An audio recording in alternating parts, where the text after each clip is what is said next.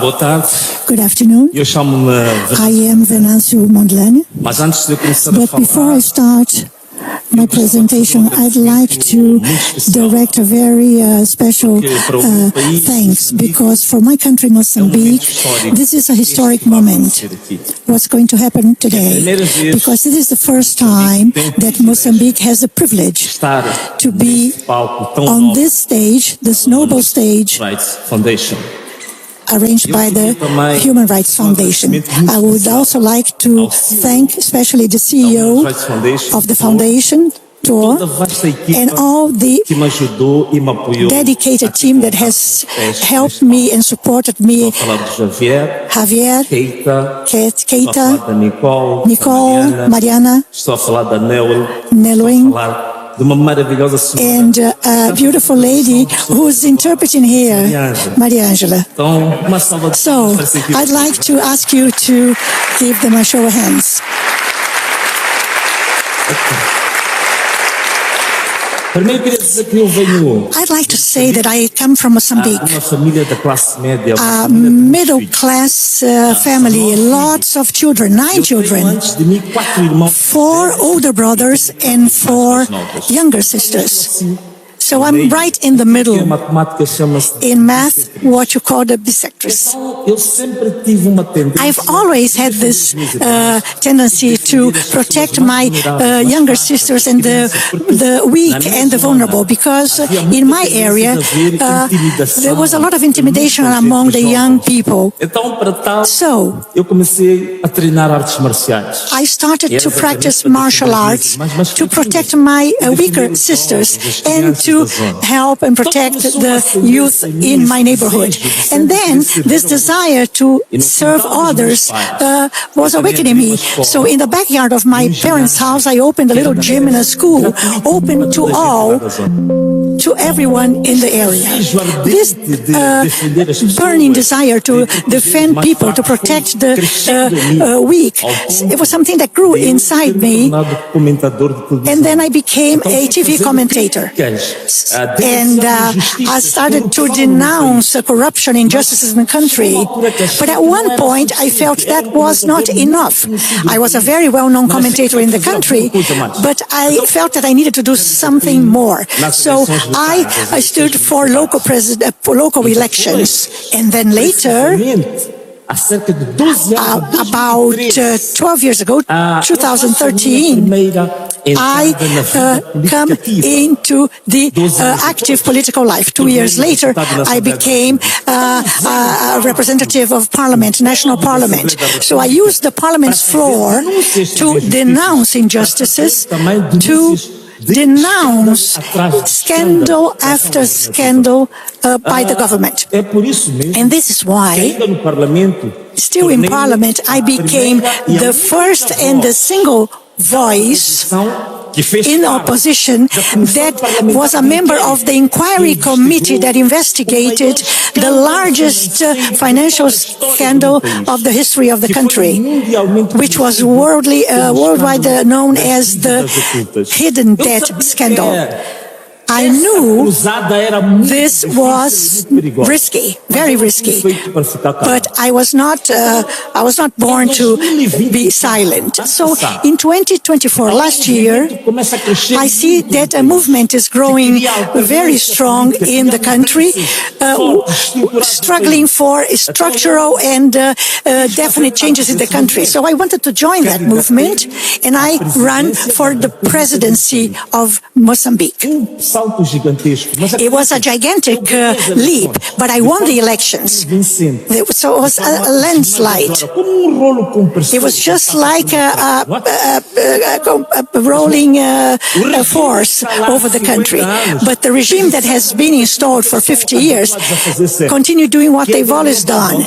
Steal votes, manipulate the results, and replace truth with lies, and try to manipulate the truth. And they attacked civilians and impose themselves by the force of arms. So this is what happened in 2024. Before that, and I must say that this is something that has happened over the last 30 years, because the regime in the country dominates both the electoral system and the justice system. So they work for the party, not for the nation. But we didn't sit still. We were preparing the challenge of the decision to the highest level of the justice system. And while we prepared our appeal and the challenge of the decision, something very tragic happened. I was at home, sitting at the dinner table, looking at the messages in my phone, and instructing my team about my political project. And suddenly I heard shots, loud shots, gunshots, as if there were gangs shooting at each other outside. I asked my wife, "Did you hear that?" But then I didn't pay attention to that any longer. 1 hour later, though, I received a phone call, and this phone call changed completely my life. But I think also it changed the history of my country completely. In this phone call, I learned that my personal lawyer, who was also my national representative, together with a supporter of the party that supported my candidacy, were caught in an ambush in their car, and 25 shots were directed to them. They died instantly. For me, it was a shock. And it reminded me the moments when my brother died in an accident. But this was not an accident. This was a political issue, and everybody knew that. So on that day, I decided to call, 2 days later, a national strike, a national protest, not only because of Elvino or Paulo Guando, no, because of the hundreds of victims that have been silenced unjustly. And on the day that should happen, on the 21st of October, the day of the nationwide strike, they did something that's going to be recorded in the memory of all Mozambicans. This was the beginning of a highly bloody period in the country, but they came also after me. On that day, I suffered the fourth attempt against my life. I was giving an interview to national, international journalists, and we were shot, both them and myself. And then we had to flee, all of us. That day, I had to leave the country, and I was exiled for 3 months. But the people raised arms. They went to the streets. They took to the streets to manifest their anger. But they encountered a unparalleled brutality from the police. After 5 months, blood covered all the capitals in Mozambique. And the balance was enormous. 400 people were killed because they were demanding truth and dignity. 400 people were killed, of which corpses were found in mass graves. About 2,000 people were shot, and still, as I speak, carry bullets in their bodies. And when they go to a public hospital, when they are recognized among those shot, they don't receive treatment. 4,000 people today are locked up in prison as true political prisoners. My financial director, a very sweet lady with a brilliant career in the bank, spotless. Another lady was also arrested, Gloria Nobre. She's sitting in jail today.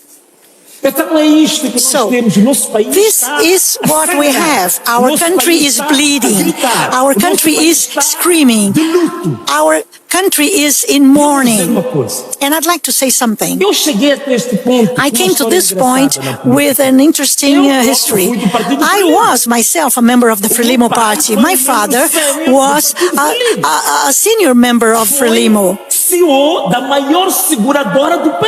He was in charge of the largest insurance company in the country. And I saw Frelimo as something pure or immaculate, something like a spot of perfection within a world of imperfection. But as I learned more about the party, I found out that the party was destroying more than building the country. It has become a criminal organization with different criminal oligarchies. They traffic with weapons, drugs, lumber. They practice abductions, children or child prostitution, and traffic in human organs. So I lost faith in Frelimo and started to support and align myself with the most vulnerable. And there's more to that.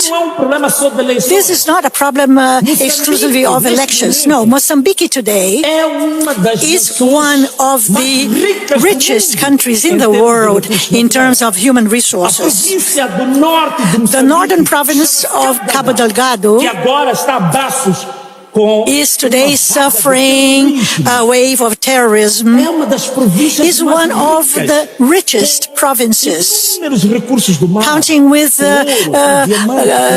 marine resources, graphite, gold, diamonds, gas, oil, unending resources. Of the 15 rare earths in the world, we have 9 reserves, reserves of 9 of them. But ironically, it is the most miserable and poor province in the country. So, friends, the question is, did I come to you to describe this tragedy alone? Did I come here to report the misery that affects my country? No. I also came here to say that Mozambique needs your help. Mozambique needs your help of all of you here. We need to have a country that abides by human rights, a country that's more transparent in the management of resources. We need a country that is truly democratic. We need a country that can recover the genuine principles of democracy. But we also, in private terms now, I am putting together a new political party called Anna Malala. We are waiting for the government's authorization of the party so that we can start functioning. But we need also your help in the creation of the party, because so far it is the single voice in Mozambique that still resists against this oppressive system that takes care of justice, the press, and the opposition parties. So this project is a project of hope. It's the Anna Malala project. This is the hope we want to carry. But I know that many of you want to applaud me. But before you do that, I'd like to plead with you to this magnificent public here. I'm going to try to speak English now. And I would ask you to stand up, please, all of you. Can you stand up, all of you? Thank you very much. Muito obrigado. Thank you. Olha, esta palavra que está escrita ali, that you see here, Anna Malala, that is written there, Anna Malala, is the word of a local language called Emakwa. It means in Emakwa, enough is enough. This word in my country is a word of hope. And I want you to join me to increase the hope of the Mozambican people. I will count 3. 1, 2, 3. When I say 3, I want you to shout loudly and say 3 times, Anna Malala, Anna Malala, Anna Malala. Let's go. 1, 2, 3. Anna Malala, Anna Malala, Anna Malala. Thank you.